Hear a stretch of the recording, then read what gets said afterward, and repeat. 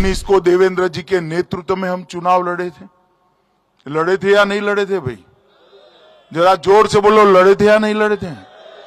बड़ी फोटो मोदी जी की लगाई थी या नहीं लगाई थी? छोटी फोटो उद्धव जी की थी या नहीं थी? कई बार बोले कि नहीं बोले देवेंद्र के नेतृत्व में चुनाव लड़ रहे हैं। मैंने भी हर जगह पे कहा, मोदी जी ने भी हर जगह पे कहा, और चुनाव के नतीजे आए, मुंह में पानी छूटा, सारे सिद्धांतों को तरबतर कर कर शरद राव की शरण में जाकर बैठ गए और उन्होंने कहा हमें मुख्यमंत्री बनाओ। पार्टी किसकी बड़ी बनी थी भाई? जोर से बोलो, किसकी बनी थी? कौन बनना चाहिए? अरे हमें सत्ता का लोभ नहीं है, सत्ता के लिए हमने सिद्धांतों की बलि नहीं चढ़ाई है। मित्रों, 2024 में फिर से एक बार देश में चुनाव होने वाला है। हमें मालूम है कि हम और हमारे साथी दल शिवसेना महाराष्ट्र में चुनाव लड़ेंगे और सामने सारे इकट्ठा होकर लड़ने वाले हैं। तीनों पार्टियां, प्रकाश आंबेडकर जी और जो कुछ बचे खुचे हैं, सारे एक ही बास्केट में आकर भारतीय जनता पार्टी के सामने चुनाव लड़ेंगे। और ये चुनाव केवल और केवल भारतीय जनता पार्टी की सरकार फिर से बनाने का चुनाव नहीं। ये चुनाव फिर से एक बार पूर्ण बहुमत और 2/3 बहुमत से भाजपा और साथी दलों की सरकार बनाने का नहीं।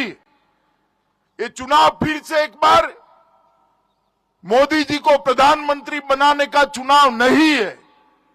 मैं आपको विश्वास दिलाता हूं मित्रों कि आने वाले चुनाव में भारतीय जनता पार्टी का विजय ये महान भारत की रचना का चुनाव है, समृद्ध भारत की रचना का चुनाव। और शरद राव जी को भी कहता हूं, आप तो मंत्री थे, याद करिएगा कैसा भारत हमें सौंप कर गए थे आप।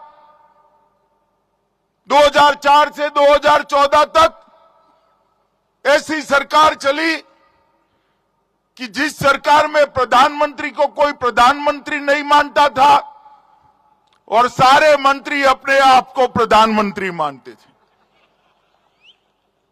जिस सरकार में फैसले की कोई प्रक्रिया नहीं थी, पॉलिसी पैरालिसिस हुआ था। 12 लाख करोड़ के घपले, घोटाले, भ्रष्टाचार, स्कैम हर रोज अखबारों की सुर्खियां बनते थे।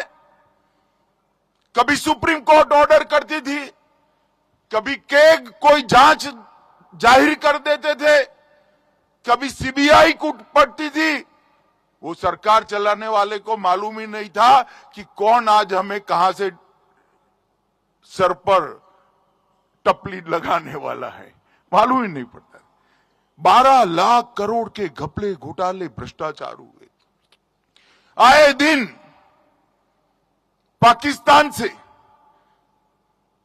घुसपैठ कर कर आतंकवादी हमारे जवानों के सर काट कर ले जाते थे,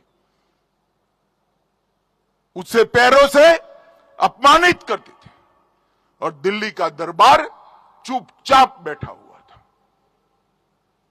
दिल्ली के अंदर किसी में हिम्मत नहीं थी कि पाकिस्तानी आतंकवादियों के खिलाफ, इनके कर्तृत्व के खिलाफ कोई कदम उठाए, कोई एक्शन ले। और प्रजा भी निश्वास के साथ सारी प्रक्रिया को मूक दर्शक बनकर देख रही थी। सारे थिएटर बंद, सारे कल कारखाने बंद। एक प्रकार से देश के अंदर अव्यवस्था अपने चरम पर थी।